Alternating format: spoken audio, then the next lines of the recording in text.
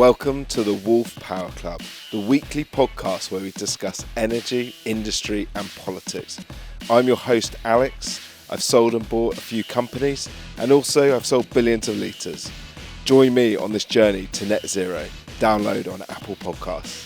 Season 1 brought to you by AIM Recruit, the leading recruiters in logistics, transport and energy at www.aimrecruit.com.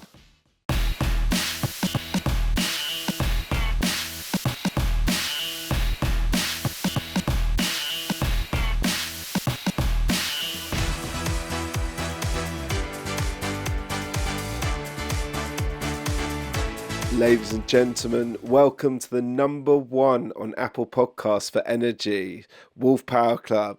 Today, we open 2025 with something more important than any share price deal, any merger and acquisition. It's about how to keep yourself fit and not end up with something that means you're ill in the boardroom, even worse than a heart attack. But we've got someone who's gone to the very heights of professional training. He's won an Olympic medal. He's been a pro wrestler. I'm delighted to welcome our very special guest of how to get fit in 2025. Please can we welcome Anthony Ogogo to the podcast. How's it going, Anthony? Oh, what a lovely reception. Thank you so much, mate. It's lovely to be here. And also, you mentioned about the fitness. I'm also the founder of Ogogo Fitness and Ogogo Fitness Elite Coaching. So I'm very much, that's my passion. Coaching and fitness is my passion, right? Helping people live a better, healthier life is what I'm really, really passionate about. So yeah, I'm great. It's a brand new start to the year. It's a brand new year. I'm in a really, really positive mood. What about yourself, Alex? How are you, sir? I'm very positive about the year. I need to be fitter. I'll do a bit of name drop. I was in a charity tennis match the other day, and it's fair to say that Tim Henman did a 24-hour tennis marathon. I played hour 23, and he'd played the previous 22 hours. And he was still fitter than me, and he's 10 years older. So I was like, it's time. I've never needed the Ogogo app more than I need it right now, and the personal training. So we'll get right into it. I obviously know your story probably from about 2012 in terms of I'm a massive Olympics fan, like a lot of our listeners. You came to national attention at that Olympics, but I think for people who might not know, when you're in professional sport, it's a long, long journey before you get to the heavy heights of the Olympics. And I was just wondering if, and what a lot of people might know is you had such junior success, but can you tell people about the reality of sort of the gyms you're training in or the runs that you're doing, and how long really did it start? The build up to 2012, in that actually was it a 10-year process or more in terms of actually where you came from? Yeah, Mo, great question. So ultimately, yeah, brutal. They always say what, like an overnight 10-year success, right? I walked in the gym for the first time when I was in 2001, and the Olympics were 2012. So 11 years of hard work, bloody noses, sore hands, broken ribs, headaches, concussions, shoulder surgeries.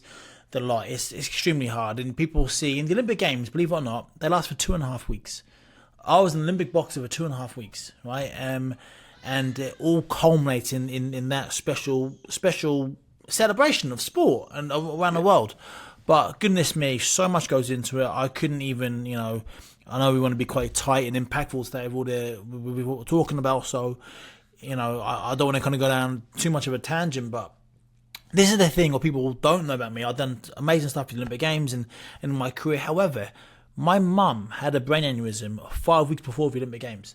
So the whole Olympic Games, it's the worst time of my life, right? And that's what you can't cater for. You can train, you can train.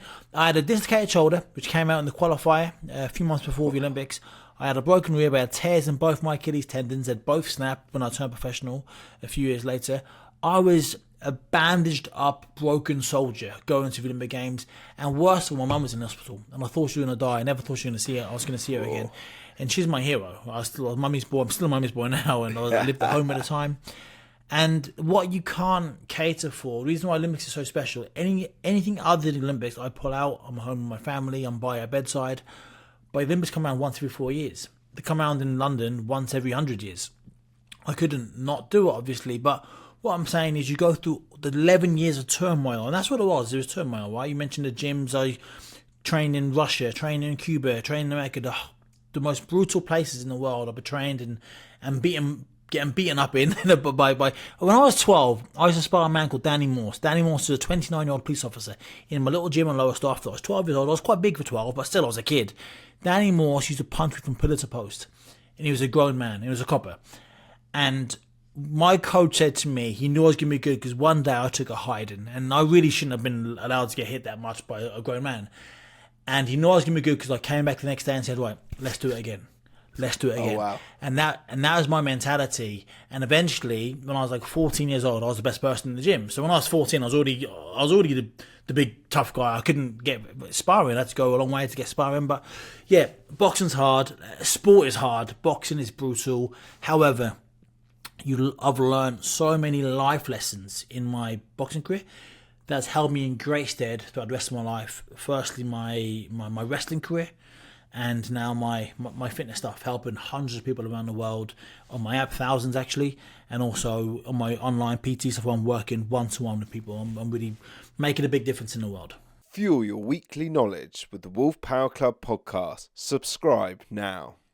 And I'm really interested in that specifics of training, because obviously you did turn pro, and then you did do pro wrestling, but obviously like pro boxing, suddenly the head guards come off, longer matches, but much bigger sort of gaps between matches, and pro wrestling is different again. Can I understand, like, can you give our listeners that time when you go from amateur to pro in boxing? What does the difference feel like to the head when you suddenly take a head guard off? You don't have as spongious gloves on. What's that impact like, or does it not feel so different? It's not too dissimilar because it's an great mate. These are great questions. These are questions where most questions I've been asked a million times I've got an answer for. When I've got to think about a question and think how I can say it's a great question. So well done, Alex. It's different because in pro boxing, you both 10-ounce gloves, so both very small gloves. In amateur boxing, I don't like amateur sounds not as good as pro. That's not the case. In Olympic boxing, they're the best fighters in the world. They just don't get paid. We just don't get paid, right? The elite amateur, quote unquote, international boxers are way better than most pros out there, right? It's very different skill set. Amateur boxing, it's a sprint, it's 100 meters, it's sharp, it's fast, it's 3-minute rounds, 9 minutes of boxing. Who crosses the finish line wins. Professional boxing is 36 minutes, 12 3-minute rounds. It's more of a marathon. That's the difference. It's Mo Farah versus Usain Bolt. It's very, very different, right? So different qualities. In the longer fights in the pro, it's more skill isn't as big as a difference because you've got more time to eke out a win. It comes down to more resilience. Of course, you've got to be fit, strong, skillful, of course. But fitness and determination and being just dogged is a great equalizer. In a 9-minute fight in Olympics, if you're much better than the person, you can get a 3, 4, 5 point lead, and then you won. You can just kind of stay away and you win. So it's more tactical. It's very different. But the physical getting punched, again, like I fought a Russian, right, called Artem Chabotarev. Goodness me. An even better one.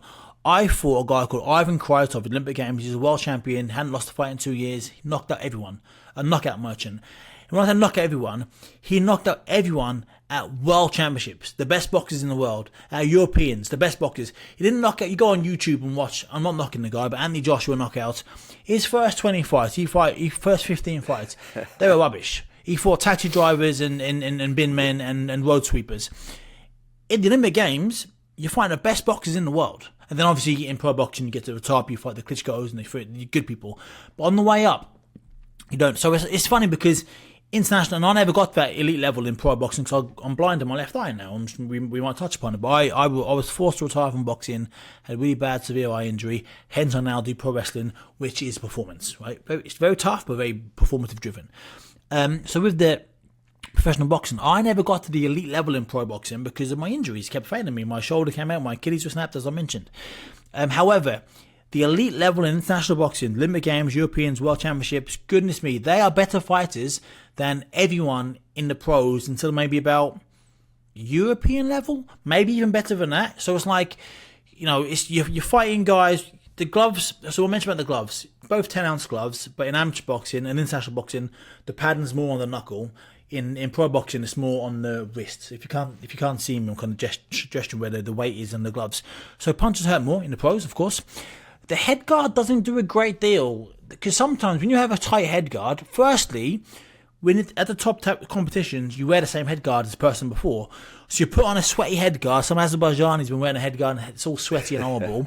That's not nice. That's really not a nice feeling. You put it on and they're so tight to your head. And when you get hit sometimes they're so tight to your head, the punch almost reverberates inside your skull. Whereas when there's no head guard, it just kind of goes off. It's different and really. And ultimately, the main thing is, international boxing, you're boxing the best boxers in the world. They're all fit, they're all strong, they're all punch hard. In professional boxing, at the lower level, you're fighting journeymen. You're fighting people that are okay, but they're probably not going to win. So it's different. It's chalk and cheese. But regardless, getting punched in the head isn't a fun thing. And seriously, I'm talking to Tony Jeffries, another Olympic medalist, Beijing, so 4 years before me. Yeah. We're both now doing a lot of work on our brains and our memories because, he estimates he got punched in the head 30,000 times in his life. We had very similar careers. I probably did the same in all the fights I had and sparring. And I mentioned I was 12 years old and Danny Moore used to beat me up in the gym when I was 12 years old. And he was a 29-year-old man, police officer. That can't be good for a kid's skull. And nowadays, boxing coaches are more aware of concussion and stuff now. But back 20 years ago, 25 when I started boxing, they had no idea about concussion. It was like I said, if you took a hard in sparring and you came back the next day, you were tough, you were going to be good. And that was the mindset, So I think I've answered your question, but it was a head of a ride I had anyway. And obviously, like Sheffield, where you trained, is almost got a very unbelievable reputation. So many of you have gone on to great careers, whether that was in boxing or, as you said, pro wrestling or so on. What were the kind of principles that you got from that GB Sheffield camps that instilled stuff into? There's a whole generation of you. It wasn't just one or two of you. There seems to be a lot of you that came out of there and have really gone on to do amazing stuff. So I was just wondering if there was something that you've taken into your own PT training from those Sheffield era.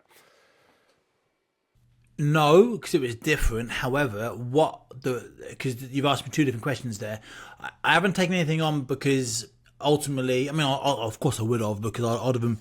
We are embodiments of the things we go through as people. So obviously I'd learn things on that I now display in my own coaching. When I do coaching, I don't coach boxers. I coach people to become better, fitter, healthier people. I coach people like yourself. I coach, non-boxers, general population basically. It's who I train and make healthier, both physically and mentally, and with my fitness app as well.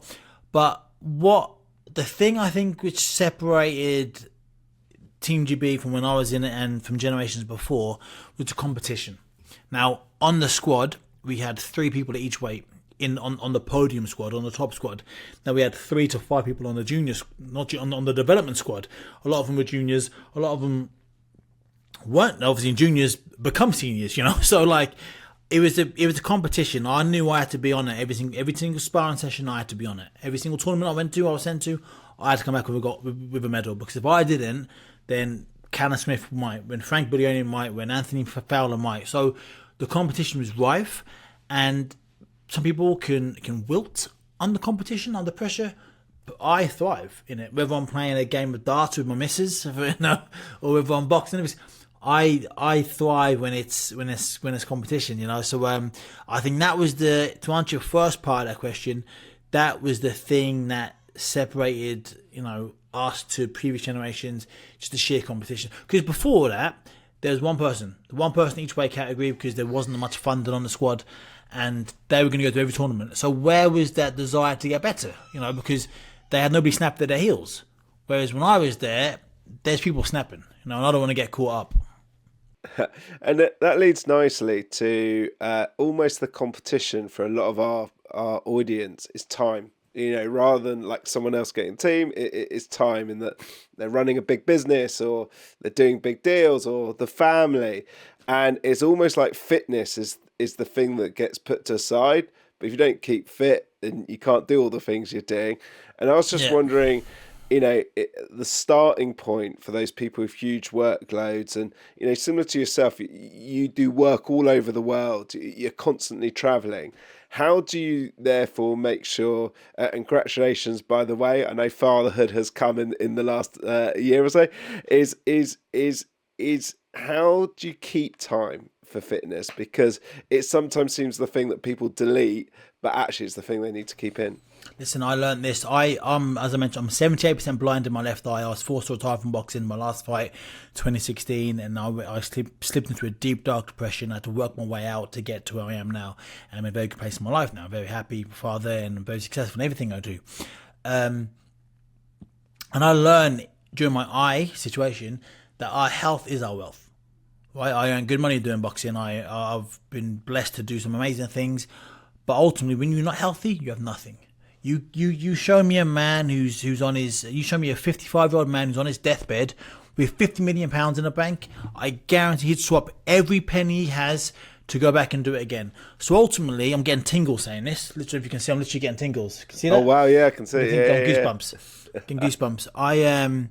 If you don't make time for your health, you'd better make time for being unhealthy, because that's going to happen.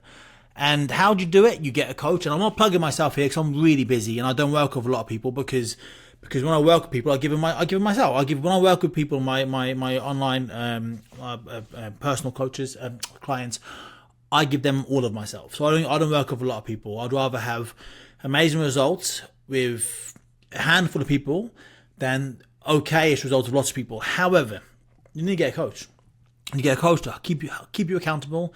Hey, mate, you've got to do this. When I work with my people, when I work with my clients, I message them. They get messages every single day.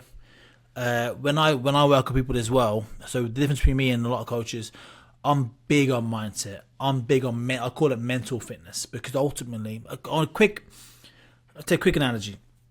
Most people, a lot of people who work out want to lose weight, right? Now, everyone who works out, who wants to lose weight, 95% of those people that lose weight put it all back on again, and some within 3 years. Now, why is that? Why so losing weight is the easy part. Keeping it off is the hard part. And like I said, 5 people out of 100 lose weight and keep it off. Why is that? Because ultimately, we all have like a thermostat inside us. You have a thermostat inside us, and the thermostat, like any room, set it to 21 degrees in the UK. No matter what happens in the house, windows open, hot, cold, at some point the temperature will go up to 21 degrees because the thermostat is set. Same thing with us as human beings. We have a thermostat inside us. People can go and lose weight, and that thermostat is our limiting beliefs, our confidence, what we believe we have or deserve, things we've picked up along our way in our lives, all the things we've gone through. Now, the reason why people kind of put the weight back on, and some, is because at some point they can work really hard for 3 months, 6 or 12 months, but eventually that thermostat goes back to normal and the weight comes back on. So ultimately, the only way to really, and this is what I promote in my course, the only way to really lose weight or get gains, whether it's muscle losing weight, and keep it, you got to work on that thermostat. You got to work internally on the mindset. And that's what we do in my course. We do 12-week training. Minimum is 12-week training and a mindset course where we go in there and I work on your inside, work on your brain, work on your mindset, work on your thinking, your goal setting, and change you internally. And there's a lovely saying that I love.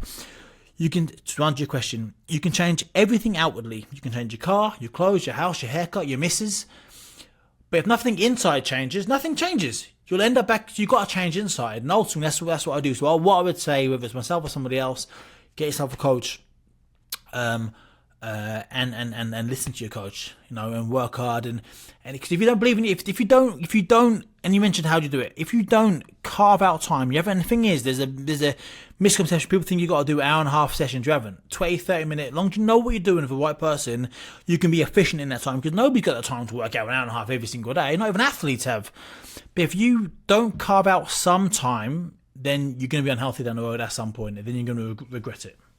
I love that you've got to carve out the time. I'm also interested in how fatherhood in the last year might have changed it. Because I know for myself, I've still got a journey to go, but I was before fatherhood about 120 kilos. I'm now down to 95, and it was Well done. almost having a child. Actually said to myself, A, I don't want to be an unfit dad, and I also want to be a dad that is there. Do you know what I mean? I don't want to miss. And I've waited till sort of my late 30s, early 40s to have kids, and I was just wondering if. And I'd say training wise, like I like tennis, so I play at lunchtime now instead of sort of after work or before work. But has fatherhood changed your training at all? Because obviously suddenly there is a little one that needs Daddy Anthony rather than just Anthony pro sports person. 100%, it does. Yeah, as I mentioned a minute ago. Most of my workouts now are shorter and more efficient. And it's not necessarily about how long you do something, it's what intensity and intent you do it with. So I can go downstairs, we're going in my apartment, we've got a gym downstairs.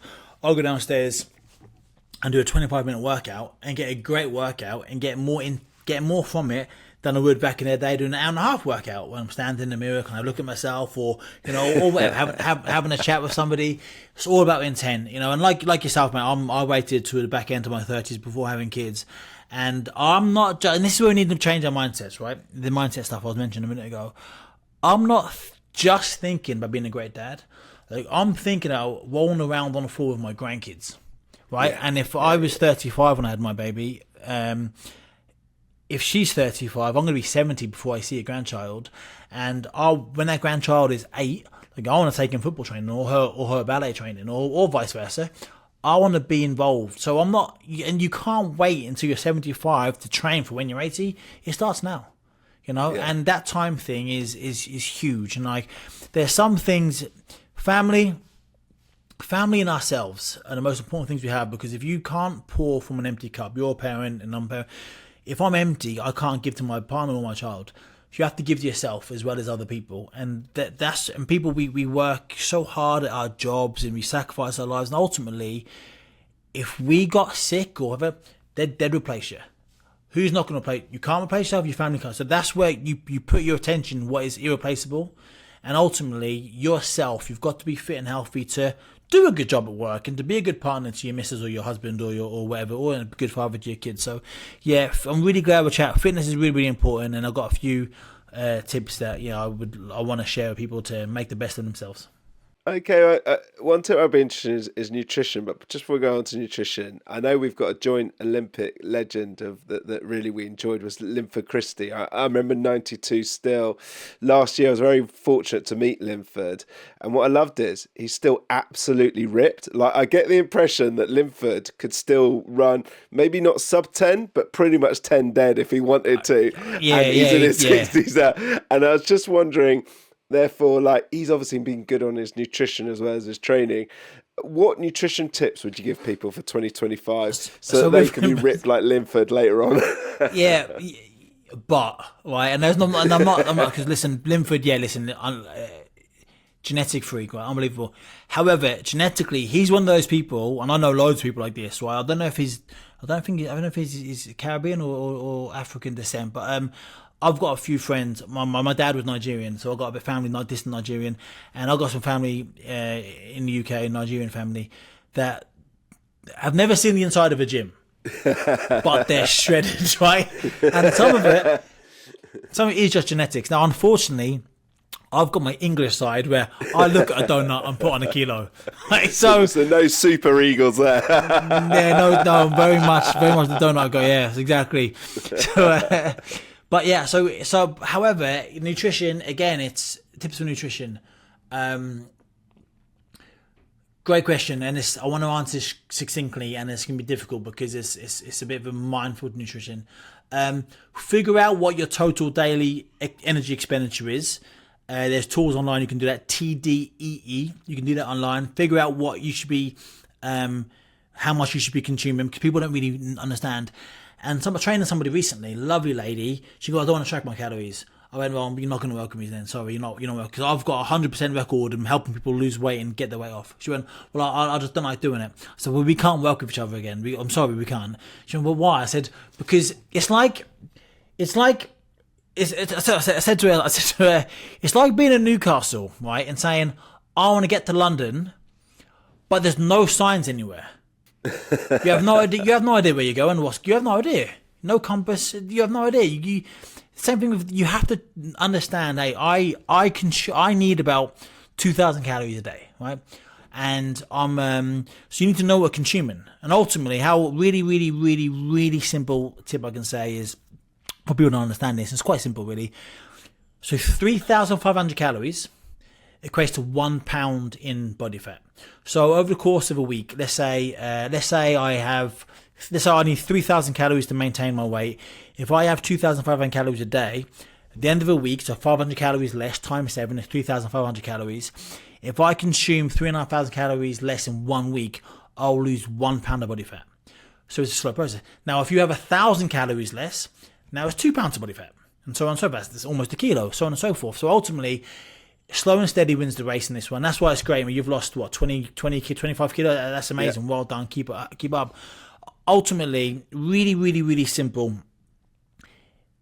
Eat less, move more, eat less.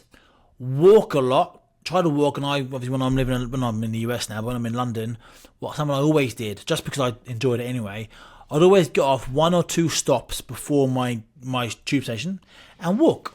20-minute walk. That's a good tip. And it's a really easy thing. Leave 20 minutes earlier, get up, walk, and guess what?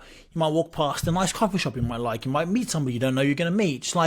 That's my simple one for Londoners. And I always get off 1 or 2 stops before, 2 if you can, 1 if you run a bit late, and walk the rest of the way. And that's a simple way. But walk more and eat less, basically. That's a great tip, and I would say. Last one, Alex. Last one. Sorry, a really easy one to change. Now, it's a really silly one. Never drink your calories. So people like fizzy drinks, Coke, Fanta, whatever. Pretty much every drink you can get a 0 or low calorie alternative. A Coke, Diet Coke, 7-Up free. They're not the best for you. They put some other things in there, right? Water's obviously the best. I have water, a little ice and a little bit of lemon, and I'd give you a nice little bit of taste. However, if losing weight is the goal, try to replace high-calorie drinks, because in a can of Coke, it's 200 calories. It's an hour of walking in a can of Coke. So just like when a Diet Coke tastes almost the same, maybe not the same, almost the same, and almost 0 calories. So yeah, try not to drink your calories. 0 calorie options are better than full fat options. No, definitely. That was one of the main life changes I made, was sort of switching to 0. And it's simple, isn't it? It's really simple. I'm interested. We talk a lot about America on this podcast because it's a huge area for energy. We had a post-election special. Texas in both sort of renewables and oil and gas is massive. And you relocated to USA. I'm really interested about the relocation. What was the trigger, and what do you think it's going to bring you in 2025? Mate, good question. These are great questions. I like working with you. It's really good. Question. So I moved here to become a wrestler because you can't wrestle full time in the UK, and my company AEW is based in America. So I moved to America to pursue wrestling. Very much live out a second childhood dream. As I mentioned, I was basically blind in my left eye, so I was forced to retire. And as a kid, I loved The Rock. I loved wrestling as a kid. And I thought I can live out a second dream. So that's very much what I'm doing. So Atlanta was the reason for the move. Where we train here, and there's a really good airport here. So every flight's is a direct flight rather than having to get connecting flights. What's it like? I struggled for a couple of years. Home will always be home, and I struggled with my partner's Russian. She has US citizenship. She's been there for 12, 13 years now, but she's Russian by birth, and we've got an American baby. And it's so weird that my baby's got an American passport. It's weird. So I always thought I want her to have the same upbringing as me, same school as me, and not same school, but same upbringing basically, same culture and stuff. But the thing is, it's and I stressed about it for a while, and it's look, in life, and this I'll talk about in my mental fitness course. In life, there are things you can control, there are things you can't control, right? And why waste energy worrying about things we cannot control? It's a total waste of time. It's totally waste. And what you're doing, you're missing the now. And when I first moved here, I was married before, and she stayed in the UK. I moved there 5 years ago. She stayed in London, and I moved here, and we did long distance for a couple of years. And that didn't work, and things went down the pan, obviously. But the first 2 years I was here, she was in the UK, and I was miserable. I didn't do anything. I just stayed in my little flat and trained and stayed and trained. It's like being a pro athlete again, right? And I was just like really head down, but not for the career that I initially chose. It's a bit rubbish. Ultimately, things didn't work, and we're both happier now, and we are where we are. And it's like I wasted 2 years. And there's a reason. The meaning behind this is I wasted 2 years, 2.5 years really, of living my life. When, like we mentioned earlier about the time thing, tomorrow is not promised for anybody. And I wasted 2 years. I'm never going to get those 2 years back now. So I'm learning now to enjoy everything. So after this podcast, I'm going to have some lunch with my family. We'll go out and get, and it's like, there's loads of rubbish things in America. Like there is in the UK, like there is in France. And if you look for rubbish things, you're going to see rubbish things. And this is indicative of life. If you look for the hate, you'll see the hate. There's things I don't like. I don't like how they're trying to ban abortion on women. I don't like that. I don't like how women in Atlanta, you drive past someone's house, it's like, abortion is murder. The very next house is control guns, not women, right? So it's very conflicting place over here. It's very conflicting. I don't like the conflict. There's always hate between this person, that person, or this group of people, that group of people, especially with the elections recently. And if you look for it, you're going to see it. However, look for the good. And we choose to look for the good in people and be happy and be nice. And I try to offer value. I mentioned earlier, you mentioned about tips. People follow my Instagram at Anthony Ogogo. You mentioned about the time thing. I'm always putting workout tips and nutrition tips on my Instagram, how people can kind of like take. So at Anthony Ogogo Instagram and LinkedIn. But essentially, look for the good in people, offer value, be a valuable person. The more value you offer, and that just means being nice to people, shake hands, say hi. The more value you offer, and go back to Instagram, right? People, the content creators that we've been on Instagram, people like Alex Hormozy and stuff, and like Gary Vaynerchuk, they offer value. They give and give and give and give. People want to see what they're doing because they're giving so much, and people like them. So also, if you just give, unless they give value, just be nice to people. Like value could be in the elevator saying, "Oh, you look nice today," to a stranger. "Oh, I like your pair of trainers," whatever. That's being given value, and just when you start doing that, and that becomes your way of life, watch as your life changes. And that's what I've experienced. Beautiful. So I think then we're coming obviously towards the end because you've got to give value back to the family, not just to the Wolf Power Club podcast. And I think our execs get the app, be trainer.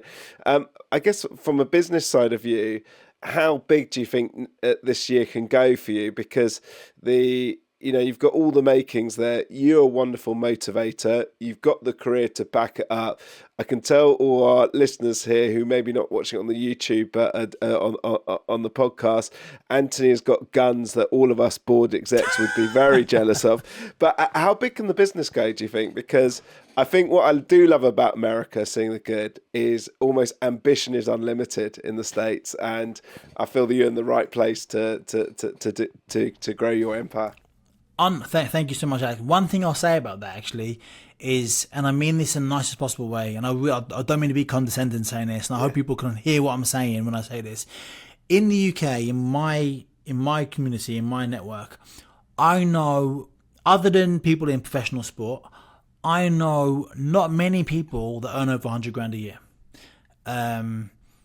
Everyone's kind of struggling, and it's hard, it's tough. Energy prices have gone up and stuff. In the US, I know I was chatting to a friend. I met a friend in my apartment, lovely lady. She's 27 years old, 280 grand. She earns 280 grand a year, and that's not dollars. So what? £220. That's not. Don't get me wrong. It's fantastic, of course it is, but that's not like out of the realm of possibility. A young black woman as well. So black people in the US have it harder. That's just fact. Opportunities are less. That's fact. Point I'm making is it's easier. The ceiling is much higher here. I feel like there's more headroom to grow here. It's easier to open opportunities here. People seem a bit more ambitious here. Because in America, as kids, they're told, you can be the president. You can do this. You can do that, right? And people are go-getters over here. Don't get me wrong. There's loads of things I don't like over here. And home is still the UK. Home is my home. And one day I'm sure we'll go back as a family.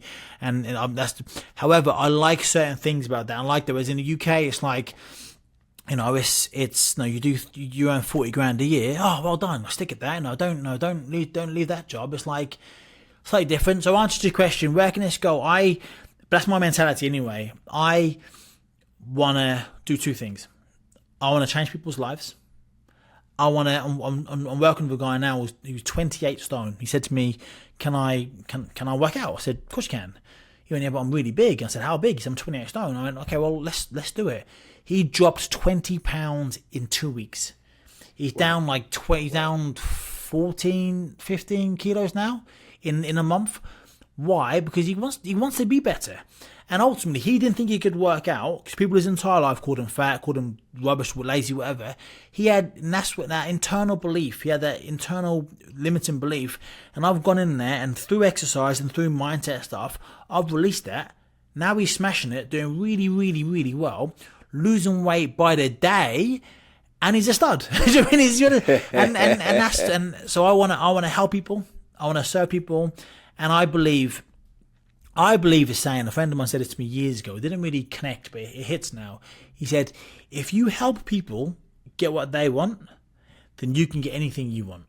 I'm like, oh, and that means, like, you know, lean back, give somebody a hand, somebody more likely to give you a hand moving forwards.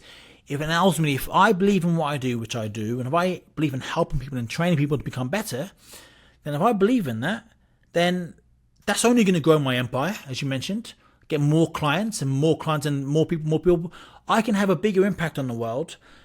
My life improves. I'm going to end with this, Alex. Why am I doing this now? Audrey Hepburn had a quote. She said she got to an age in her life and she realized she had two hands. One hand to help herself and one hand to help others. And I love that. And my entire life, my boxing career, my wrestling career, it's been about me. Like, I was a boxer. And of course I wanted to give back and help, of course. But ultimately it was me. I was boxing, I was wrestling. Now being a father and being more mature and back into my 30s, I want to help people.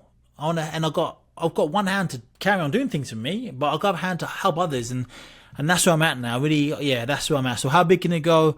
I would like to, if it's a financial thing, I'd like, maybe bring in close to $1 million this in 2025, and go. And it's not the money. Don't course, money's great, of course, but when I say that, clients, the happiness, isn't it? It's like exactly, it's like more people. The amount of people getting fit from that is a legion of people. So I love it. I love it. Well, if I earn 100 grand, I've helped X amount of people. If I earn $1 million, I've earned 10 times that amount, and I've helped 10 times that. I've helped 10 times that people, and that's what it's all about for me right now.